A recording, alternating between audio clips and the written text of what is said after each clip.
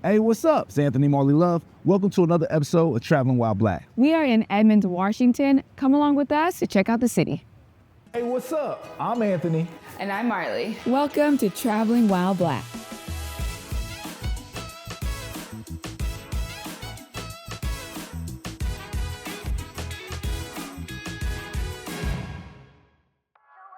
Just 15 miles north of Seattle is the city of Edmonds, Washington. It's smaller, with a population under 43,000, making it the 30th largest city in the state. We've passed through Edmonds before, back in episode 141, on our way to Port Angeles, but we never truly explored the city until now. Last time, as we waited for the ferry, Edmonds caught our eye. The city nestled on the Puget Sound looked like it would be worth exploring. So for this episode, we're diving deep into Edmonds to see what it has to offer. And as always, our journey starts with a look at the city's history. Before European exploration, Edmonds was home to the Suquamish people, who fished the abundant waters. But because of its natural barriers, the water and the hills, European disruption didn't reach here until the 1860s. The city was founded by logger George Brackett, who named it Edmonds. While the exact origin of the name isn't certain, it could be a reference to either Point Edmund, now Point Edwards, or Senator George Franklin Edmonds of Vermont, who Brackett admired. Edmonds was incorporated on August 14, 1884. Shortly after, the railroad arrived, bringing more people and boosting the lumber industry. Edmonds became a mill town, but by 1951, the last mill closed. However, the first auto ferry route established in 1923 laid the foundation for a vital part of the city's economy. The Washington State Ferry Terminal, which opened in the 1960s, still operates today. Other interesting facts: Edmonds is home to a community college, it's Washington State's first certified creative district, and it's also the hometown of famous travel guide Rick Steves. But we had more questions about Edmonds, questions we tackled using our TWB rating scales. Drive grade. The drive to Edmonds is similar to our recent trips to Bellingham and Everett. Same route, just shorter. Traffic is to be expected, of course, but most days it's just a quick 30-minute drive. That's why the drive score is almost the same. We're giving 1 point for the beautiful but not quite Washington Park views, all the points for roadside amenities and ease of the drive, minus the traffic, and 1 point for roadside attractions. But here's where it stands out: parking. Edmonds offers plenty of free parking, so we're giving both points here.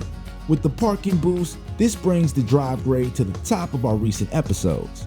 The score for the drive to Edmonds shines, earning an 8 out of 10 for drive grade. Level of fun. This was our first real visit to Edmonds. With just a couple of recommendations, we were ready to put the city under our rating microscope. Let's start with the quality of activities. Edmonds offers a variety of things to do, especially with its waterfront location. No surprise that everything from whale watching to water recreation is big here. There's also a vibrant downtown with shops, restaurants, and even a neat museum that's housed in a 1910s Carnegie Library building that we did check out. But despite the charm, the activities left us wanting more. Exactly. Compared to Everett, the activities don't quite stack up. So we're only giving 1 point for the quality of activities. And that affects our take on Edmonds' demographic applicability. Edmonds seems to appeal more to an older demographic and Possibly families with young children. it feels like it's missing something for younger single adults. So we'll just give 1 point for demographic applicability. But Edmonds scores high for quality of restaurants and special events. We love the food. Ono Poke and Salt and Iron were among our favorites. While there are no events happening during our visit, Edmonds hosts plenty throughout the year, so it's an easy 2 points. However, when it comes to affordability, Edmonds strikes out with 0 points. Yes, Edmonds is expensive. One of the most expensive cities in the country, in fact. According to the Council for Community and Economic Research, the cost of living in Edmonds is estimated to be 120% higher than the national average. After tallying the points, the score makes sense, especially based on what we heard from locals. Fun in Edmonds was described as simply walking through the beautiful downtown or people watching at the ferry. Yep, that sounds equivalent to a score of 6 out of 10 for level of fun. Comfortability for Black people. Coming into Edmonds, we didn't know what to expect regarding the Black travel experience, but we wanted to make sure that we got good insight, especially since this was our first time spending significant time here. We were thrilled to get that insight from two individuals living the Black experience and actively involved in the city and Snohomish County. Here's how Edmonds stacks up against our rating scale. Starting with the number of Black people we saw. Surprisingly, we saw quite a few, considering the African American non-Hispanic population is only 2%. So we're giving 2 points for the number of Black people seen and 0 for the Black population numbers.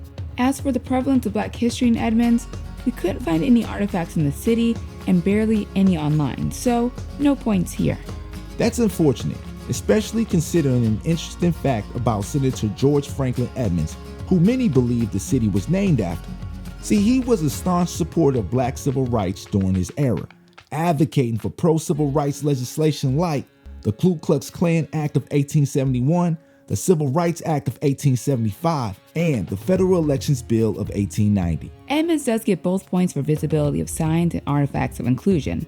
We noticed plenty of pride flags and even a couple of Black Lives Matter signs throughout the city. Finally, during our personal feelings during the visit, we felt comfortable, but our scores felt somewhat conflicted. Yes, during our time in the city, we felt welcome.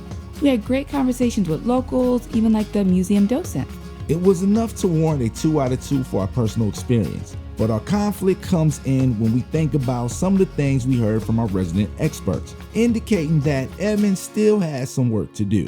Still, our local experts also gave us reasons to believe and continue with positive change because they generally love living in Edmonds. So for a beautiful port city that, despite its low Black population and lack of Black history artifacts, you are likely to still see other Black faces around town as well as artifacts of inclusion. And while we encounter welcoming people on our visit, there are still issues to be resolved. Based on that, we feel comfortable giving a 6 out of 10 for comfortability for Black people.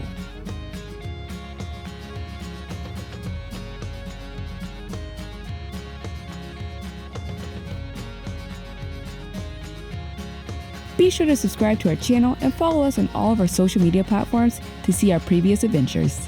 Until next time, beautiful people, stay up, stay true, and do you.